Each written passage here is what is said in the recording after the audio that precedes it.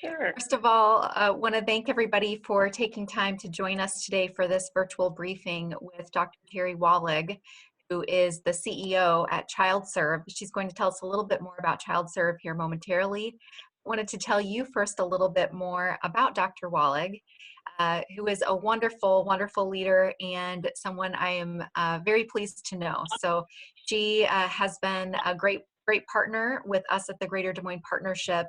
And she has, if you read her bio, it's quite impressive. She graduated from the University of Iowa College of Medicine, and she had served as the medical director of Mercy Medical Center's neonatal intensive care unit prior to joining ChildServe in 2010. At ChildServe, she started as vice president and medical director, but then had taken over the role of CEO in July of 2018, and we are so pleased to have you in that role. Dr. Wahlig, you have been, again, just a phenomenal partner and doing really great things with an organization that's very important to our community and state.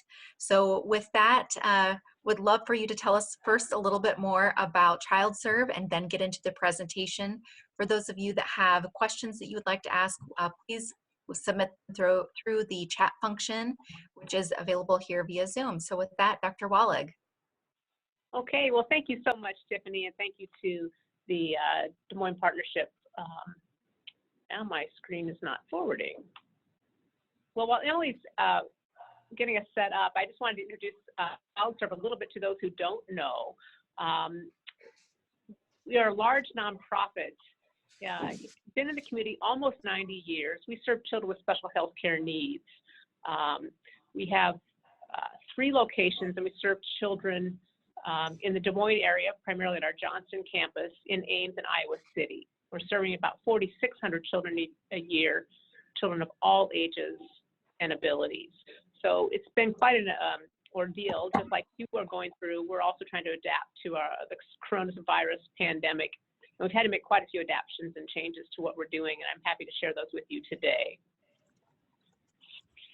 Teri, I'm ready whenever you are. Just give me a signal when you want to go to the next slide. Okay, we'll take the next slide. And the next slide. So our mission is to partner with families to help children with special health care needs live a great life. And we've been doing that for almost 90 years. Next slide, Emily. And as I mentioned, we have 3 locations, Ames, Des Moines, and Iowa City, and we're serving children from across the state. We'll take the next slide, Emily.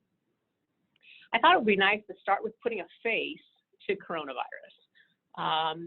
You know, sometimes it's helpful to have a face to talk about and connect with. This actually is a drawing that was done by Jordan. He's a child we serve at our Johnston campus. He struggles with communication, but he uses his artwork to express himself. His mom has given us permission to share this with you. And as Jordan was struggling with coronavirus, he was having some anxiety and really struggling. So he expressed himself with this picture of coronavirus. Now, I have to share with you, we have this plastered all over our offices and even our refrigerators at home. So it is, for us at ChildServe, the face of coronavirus. So I thought I would start with that. You could do the next slide, Emily. So really our coronavirus plan is 3-pronged. We are doing a lot of preparation, we're doing mitigation, and much this has led to some innovation. We're trying to capture all the learning in real time, adapt and change as needed to adjust as this unfolds. So I'll spend a little bit of time talking about preparation and mitigation, but spend the most of my time with some very cool examples of how we're learning and innovating here at ChildServe. I also should share with you that through all of this, we've really tapped into our core guiding principles, our core values, and our mission to provide strength. We've also tapped into what some people call the secret sauce here at ChildServe, and that is we believe in the spirit of a child. We believe that spirit is about curiosity and wonder, it's about joy, and it's about hope. And by tapping into that, we've really been able to unleash some of the creativity that's been needed to help us move forward in this trying time. So let's take a look. Emily, the next slide. Our preparation really started back in early March. we set up a command center with some key leaders who literally have taken over a conference room in our campus here in Johnston and has become the hub, not only to take in all the information, but try to distill that, sort out best practice. They've created plans and processes that then they disseminate out to all corners of the organization to really shore up the services we have and help us make the adaptations that are needed. So this has really become the hub of our coronavirus planning and mitigation. What we're finding is this is also an incubator for learning and innovation. And this structure has something about it that we may want to tap into as we move forward post-pandemic and kind of try to capture this type of real-time learning, more agile project management style. So it's been a great hub of innovation and learning for us at ChildServe. Next slide, please. You know, with over 30 different services under the ChildServe umbrella, we knew that there wouldn't be a one-size-fits-all approach to how we manage and adapt our services. So we really took a very broad look at everything we do. And this slide doesn't capture all of our services, but tries to lay out for you how we approached looking at everything we do. Our primary focus was maintaining the safety and health of the children, the young adults, and the families we serve, as well as the ChildServe team. So we looked at the health of the population, we looked at how the virus was spreading, and we tried to create some high-risk, low-risk areas is how we divided up our services. There's a lot here, but in the orange boxes capture some of the different types of services we offer at ChildServe. We go to the very right part of the slide. The orange box with the solid purple outlines are those services that we haven't had to change.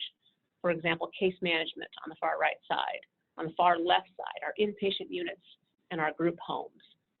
Those services are running today like they've been running before, only with incredibly enhanced infection control practices and very strict visitation policies to maintain health and safety during this time. What's unique about those services in case management, for many years, the case managers have been doing telehealth. They actually were seeing and helping families navigate the complex services and payment methodologies and doing that virtually. So that was a good service to continue and keep going that way. On the left-hand side, our inpatient services include 2 inpatient units. One is a long-term care unit for children with very complex medical conditions who need 24/7 nursing care. The other unit there is a pediatric rehabilitation unit for children with brain injury or spinal cord injury who need intensive rehabilitation before they go home. Both of those units are like hospital units. Children stay overnight and they reside with us. So again, those services are running at full census, and we haven't had to modify the service delivery other than just wrap them in all kinds of extra protections for infection control measures. All the other services with the dotted outlines reflect those services where we've had to make some changes. We've had to adapt. For example, outpatient therapy. It's a large program. We serve over 1,000 visits a week at our Johnston campus. Kids coming and going for physical, occupational, speech therapy. As more shelter in place and social distancing practices were undertaken, we had fewer and fewer kids coming into our campus for a good reason. So we wanted to adapt those services so we could continue to offer the much needed services. So we'll take a look at some of the examples as we go a little bit further. But that's how we've looked at the big picture of our services and tried to adapt to meet all of the needs. Next slide, Emily. So this is a facility plan for our Johnston campus. This facility has over 240,000 square feet, so it's a big place. The very left part of your slide, the busy part, that all represents where our outpatient therapy occurs. And again, there was over 1,000 visits a week in and out of our outpatient therapy building. Right now, most of that is vacant, as more and more of our outpatient therapy is being done by telehealth. When we look at the right side of the slide, the diamond-shaped area, that's where our inpatient units are, our long-term care unit and our rehab unit. Long-term care there is in blue and our rehab is in orange. Those units are fully functioning and census is high. What we've been able to do and adapt with our facility is that green area.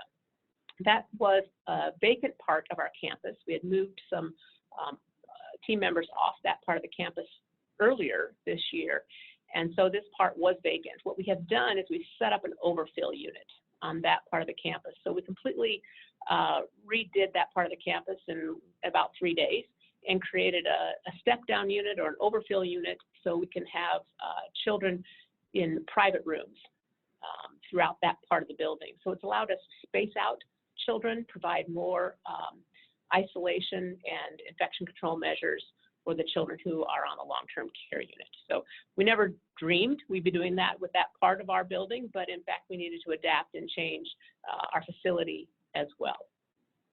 So Emily, to take the next slide.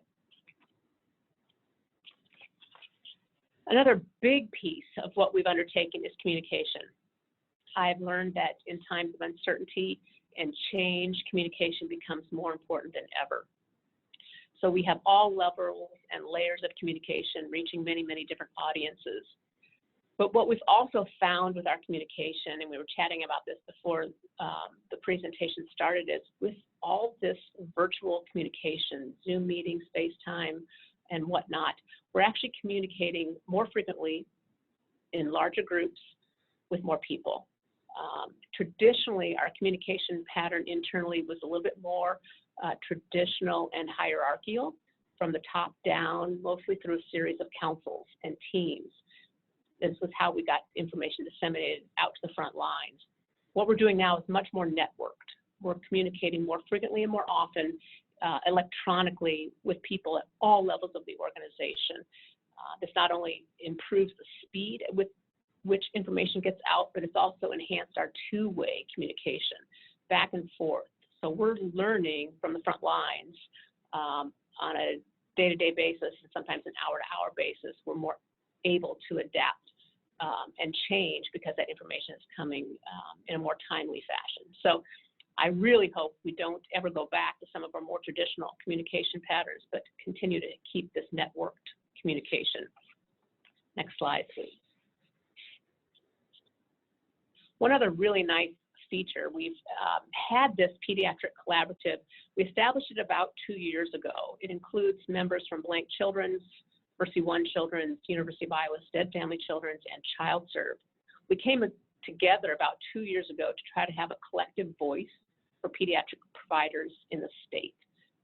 We did some education and advocacy work to help policymakers and payers better understand children's issues. What we're doing a little bit more now is looking at how we can prepare and plan together, how we can help together increase capacity for the entire healthcare system. What we're finding with COVID is that it's impacting adults more than children, but as the adult systems are stressed with the extra patient burden, they're offloading onto pediatric systems a little bit more. So we all need to participate, and this has been a good forum to share ideas and help think about this from a systems perspective. This is also another nice innovation. Next slide, please. So our mitigation strategies included how we deliver care, how we look at our workforce, and how we manage our business. So I won't go too much into the business strategies, but I will share a little bit about our workforce and a little bit more about our care delivery. So next slide, please. A big piece of what we're doing is our electronic meetings. As I mentioned before, this has enhanced our learning and our ability to innovate. And it's really how we're running ChildServe at this time. I have to give a huge shout out to our IT team who helped within just a few days set up remote work capabilities for over 300 of our team members. So right now, most of our team is working from home, other than those that are providing on-site care, direct patient care. So it's been a big change for us, but we're finding as we talk with our team members that they're enjoying some of the flexibility. They're enjoying the ability to start early or work late, work weekends or not. So it's been a good adaptation for us, and I suspect we'll carry some of this forward into the future. Next slide, please. But the biggest changes really that we've undertaken have been in how we're delivering care. Telehealth is here, and we are embracing it. I'll give you a couple of examples and some good success stories, which I think really illustrate how we're using this vehicle to deliver great care. I mentioned we have a large outpatient therapy program, physical, occupational, speech therapy, and within just a few days, as fewer and fewer children and families were coming into the building, we were able to ramp up our telehealth services to now where we're doing over 60% of our visits by telehealth for outpatient therapy. What's been really neat is both our therapists, our children, our families have really taken to it. You know, if I were to think about it, I wouldn't naturally think that physical therapy would lend itself to an electronic visit, but in fact, therapists are having great success with the children as they're setting up very unique programs specifically designed to tap into not only the unique abilities of each child, but help address the unique needs that they have. Also with Dr. Fred. Dr. Fred is our pediatric physiatrist. That's a rehab doc for kids. He's a very unique doc. He's the only one in the state of Iowa, so we're quite blessed to have him here at ChildServe. But he normally runs an outpatient clinic like other physicians do. And we weren't actually thinking that we'd set him up for telehealth, but with this pandemic, in fact, we have. About 85% of his visits now are done via telehealth, and again, it's been quite successful. So looking forward to the future, it will help us extend his reach further if we can do more telehealth, since he is the only pediatric physiatrist in the state. A couple other great examples, mental health and psychology. About 90% of their visits now are being done by telehealth. Again, it's adapted nicely to the population we serve. We're getting great responses from both the children, the families, and the therapists. Also, interestingly, some of our autism services, including ABA, or Applied Behavioral Analysis, which is a very intensive one-on-one type of therapy, typically done on-site in someone's home or at the facility here, and we're able to do some of that via telehealth, which is really quite impressive. And I'll show you an example a little bit later about a respite telehealth visit. This was a service I didn't think would adapt very well to telehealth, but in fact, we've proven that to work quite nicely. Interestingly, we've had last week 11 new referrals, so new business coming to us for families that have heard we offer telehealth services for therapy and want to get those services for their children. So we're maybe seeing that this is much needed service and this modality works. So next slide, please. So here is an example of an occupational therapy telehealth visit. So occupational therapy helps children with their fine motor skills. And in this example, and Jude's parents have given us permission to share this. This is Jude on the screen, this therapist, and her name is Mary. They're working on creating a necklace out of cereal and string. So they're not only creating the necklace, but they're having the fun of enjoying how great this tastes as well. So Jude's really enjoying the visit, and the therapist found it to be quite helpful, and together they put this together through telehealth. So a great example. Next slide, please. And here's an example. Let's go back to that respite example. Respite is a service that gives families a break. Caring for a child with special health care needs is exhausting, families tell us. There's a lot to do, a lot to manage. And there's usually other children in the home, maybe parents work, whatnot. So parents sometimes need a break. Usually we provide specialized respite providers that can either go into the home and give parents a break, or the child will come to the ChildServe Center and parents can take a break. So how would telehealth work in this situation? Well, it did. This is Ben, and his mom has given us permission to share this story. Ben's respite provider set up a respite session with him, and you can see his to-do list on the green writing on the whiteboard there. He spent over 30 minutes with his respite provider, fully engaged in this to-do list, and his mom got a break. So in fact, respite was successful with this electronic visit. His mom also pointed out, which some of us have experienced, COVID hair. We're all sporting some more interesting hairdos as this pandemic extends. So she got a kick out of that. But this is Ben. Next slide, please. I thought I would share with you some of our family feedback. This is Charlie's mom. She said our amazing therapist from ChildServe came into our home for telehealth therapy sessions on Wednesday and Thursday. It's such an important and valuable option for a high-risk family like ours during this pandemic.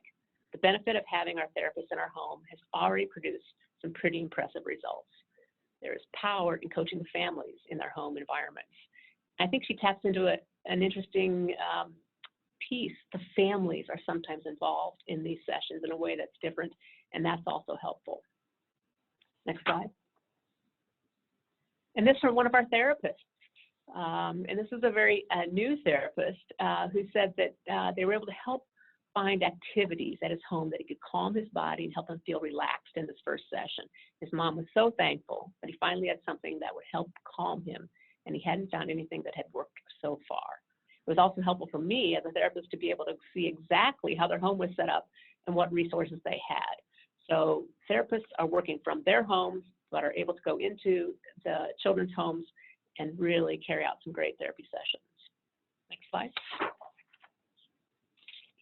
So as we've all experienced with our Zoom meetings, occasionally the pet shows up, or maybe an unexpected visitor. But this is also enriching for the kids. Sometimes kids engage with a therapist pet at home. We actually had a therapist say that she was having a young boy struggle to get engaged in the task at hand until her kitten showed up on the screen, and the child really got engaged. So she was using her kitten as a little bit of a prize. Every time he accomplished one of his tasks, he got to interact with the kitten a little bit. So in fact, they're embracing this in some very unique ways. Next slide, please. As we started this, here's a great example of how we kind of embrace the spirit of a child. We think differently here at ChildServe. Our marketing and communications team partnered with some of the therapists to help tell a story. They put together this little storybook that could help explain what telehealth was for children who maybe not understand this new modality of therapy. And this story is out on our social platform, so if other people wanted to use it, that's fine. This is a great and really beautifully illustrated story that therapists have used to help explain to kids what telehealth is and help get them used to this type of therapy session. Next slide, please. And here's another very cool example. One of our services is childcare. We have several childcare centers at ChildServe. We offer integrated childcare, so typically developing children and children with special healthcare needs together. We are still operating our childcares because we know that many families still need to work. They're essential workers and must have childcare in order to help them be able to work. Although some of our ChildServe volume is down as more families are staying at home. So what the kids were expressing to the childcare staff was that they were missing their buddies. So they set up some Zoom meetings with the kids at the centers with kids at home. So once a week, they have these Zoom meetings where kids get to giggle and laugh and share and enjoy some time together electronically. So another great example of how we're trying to embrace the challenges and how to use technology, and perhaps this will carry forward after COVID. Next slide, please. And here's another example. As we started out our planning, we wanted to maintain our spirit of a child. We wanted to do this kind of in a ChildServe way. So our marketing and communications team put together calendars of fun events. We call them Sunshine Boosters, and they produce a calendar every couple weeks. And each day there's a focus. There's something fun, something meaningful, something that for them to do, and it kind of boosts the spirit in the team around here at ChildServe. So we have actually produced these. We're getting some great feedback from our team members. In fact, we belong to an association of providers from across the country, and a couple of those providers have adopted the Sunshine Boosters and are actually implementing them in their states. So another nice ChildServe style that likely will move into the future as well. Next slide. So as I think about us in the future, I think what we are capturing from this experience is that we are staying true to our core values and our mission. We're tapping into the spirit of the child to foster creativity and innovation. And we're capturing the learning along the way so that we'll be stronger as a result. By really pulling on those three levers, I feel that we will survive and become stronger and more agile in the future. So that is a huge benefit for us. You know, I read a quote once that I think is very apt for this time, and it goes like this: I believe any organization, in order to survive and achieve success, must have a sound set of beliefs on which it premises all policies and actions. And I believe that if an organization is to meet the challenges of a changing world, must be prepared to change everything except those beliefs. So I believe we're tapping into that. We're adapting to change, and we're staying true to our core beliefs. So that is how ChildServe is trying to navigate this unprecedented and somewhat scary time. So with that, I will pause and see if there's any questions. Teri, thank you so much for that overview. It is incredible how much work your team has done and how quickly you have pivoted, and certainly it was a requirement, right? There was a necessity to do so quickly, but your team has certainly adapted, and really appreciate those stories and photos that truly do help us understand the impact of the work that your team is doing. While we're waiting for questions to come in via chat, I have a couple questions that come to mind. You shared the daily sunshine boosters, which is a great idea that I'm going to share with the partnership team. I love that idea. And as you think about the culture and morale of the team that you've built, you are known as being such a positive force in the organization. In addition to these sunshine boosters, what else are you doing to keep morale up and keep the strong culture that you've built? Yeah, that's a great question. You know, what I miss the most is all the personal one-on-one interactions, both with team members and with kids. That's what really fuels my energy and my optimism. So I still try to tap into that, and we're doing some of that more electronically. But whenever I can communicate with our team, I am inspired by them. And part of what I need to do is step back enough and allow them to carry on and do some of this great work. So I have to still get my energy from them, but get it in slightly different ways. The other thing I was reading just the other day, and I think it's quite apt as well, it's the Stockdale paradox. Somebody interviewed Admiral Stockdale after surviving 8 years as a prisoner of war in Vietnam, and he talked about how what helped people survive in uncertainty and changing times was not just optimism, but also a balance with realism. So trying to maintain a balance of optimism and realism, you know, this is hard. And I think it's also important to acknowledge to the team and people who are going through it that this is really hard and there are huge sacrifices and it is scary. So acknowledging the reality as well as providing optimism. So trying to keep that in balance, I think, is really, really important. Thank you. We have had some other nonprofit organizations that have reached out and just been sharing their experience as well as their questions surrounding fundraising at this point. Are you, or can you share a little bit about what ChildServe is doing regarding fundraising at this time? Yeah, that's a good question. You know, fortunately, we just finished our largest fundraising campaign in ChildServe history. We were very successful with our $10 million goal and actually announced to our board just a couple weeks ago, we reached 10.6 million. So we're so very grateful to this incredibly generous community. So that does allow us the chance to push pause from intensive fundraising at this time. We're really focused right now on staying connected with our donors, thanking our donors, and taking a little bit of a pause on asking for support at this time. What our fundraising team is focusing on right now is doing some grant writing and stewardship of donors. So that's where our primary focus is right now. Thank you. We also have heard and have been working closely with different health systems on PPE needs.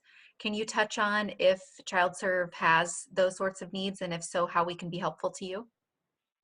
Yeah, we, like everybody else, works tirelessly to maintain supplies and manage the supplies we have. So that's an ongoing focus. We have also had some generous support from our community. The Foundry has helped us with hand sanitizer. Fairway has helped deliver hand sanitizer. We've had John Deere create some face masks. Kemen with gowns and masks. Oh gosh, I'm sure I'm forgetting some, but we have had people contact us to help support, and there's an ongoing need. So keeping the word out that all healthcare organizations need help with PPE is important. Thank you. Are there any other questions? If so, please feel free to send them in via the chat function. Just a reminder, this is being recorded and will be shared on the partnership website. Additionally, we are taking this content and turning it into a blog. I think some of the quotes that Dr. Wahlig has shared today, and that advice of balancing optimism and realism, those are really great takeaways for those of us that aren't on the front lines like many of you, but still working through this in our own ways and own organizations.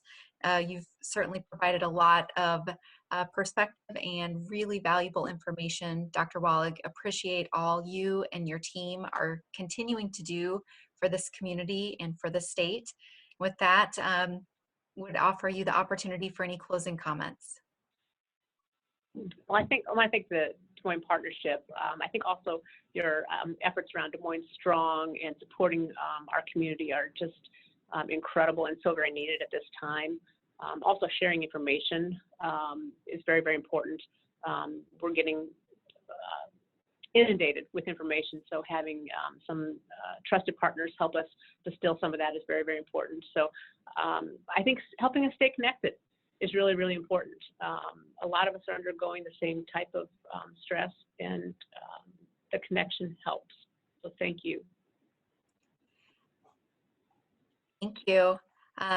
We do have just a comment. Want to make sure you get the opportunity to see that, Dr. Wahlig, from Kyle Oppenheisen, just saying thank you about talking about the Stockdale paradox. That's a meaningful story during this time, and keep up the great work. And I know many of us feel that way. Really, again, appreciate you taking time to chat with us. And with that, this content will be available on the partnership website. Thank you again for all the work you and your team are doing, Dr. Wahlig. Okay, thank you. Have a great day. All right, bye-bye.